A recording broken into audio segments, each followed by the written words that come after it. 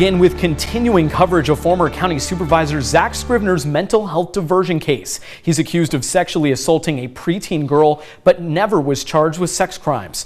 The disgraced supervisor was granted diversion, allowing him to avoid prosecution and ensuring he will not spend a single day behind bars. 17's Connor Dorr joins us in studio and covers what could happen next.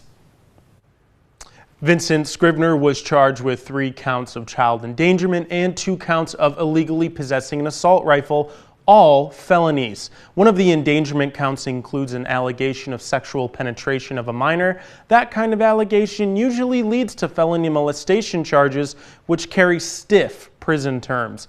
Molestation charges are so expected, in fact, that one public defender tells me in her 13 years of being an attorney, she's never seen a sex crime accusation not charged as such. No, I've never seen that. If it's a child sex case, they charge it as a sex crime. Kate Lee works for Kern's public defender's office. She says if someone is charged with a sex crime, they are ineligible for diversion. So it looks like they made the decision when they filed it. And so they can object and, whine and moan about it now, but it seems like they filed it in such a way that he would be eligible for diversion. With Scrivner's diversion granted, he doesn't have to register as a sex offender.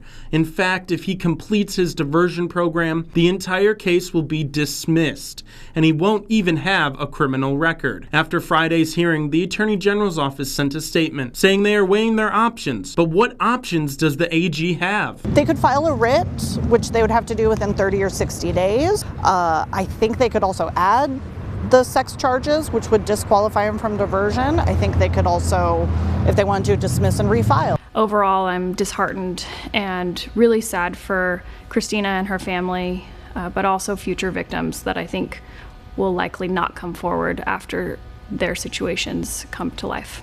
Lauren Skidmore is perhaps the most prominent domestic violence victim advocate in Kern County. She's come to every single hearing with Scrivner's estranged wife, Christina Scrivner. In the wake of Scrivner's case, Skidmore's worried more domestic violence perpetrators will file for diversion. I think that this mental health diversion is definitely going to be something that more perpetrators will pursue if they are allowed under the law.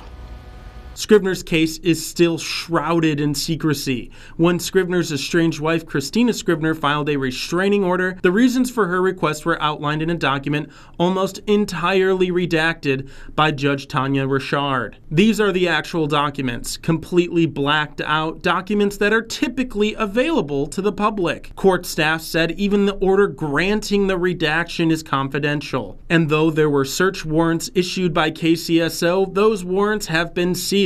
Court clerks said they cannot confirm who sealed them or why.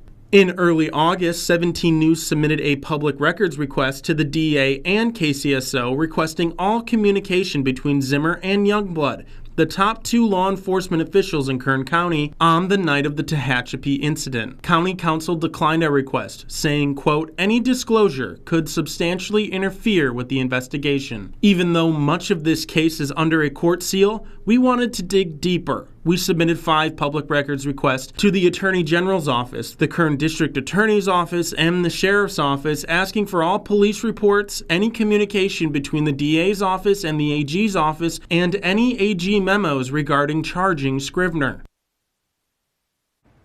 By law, a response to our public records request is required within 10 days.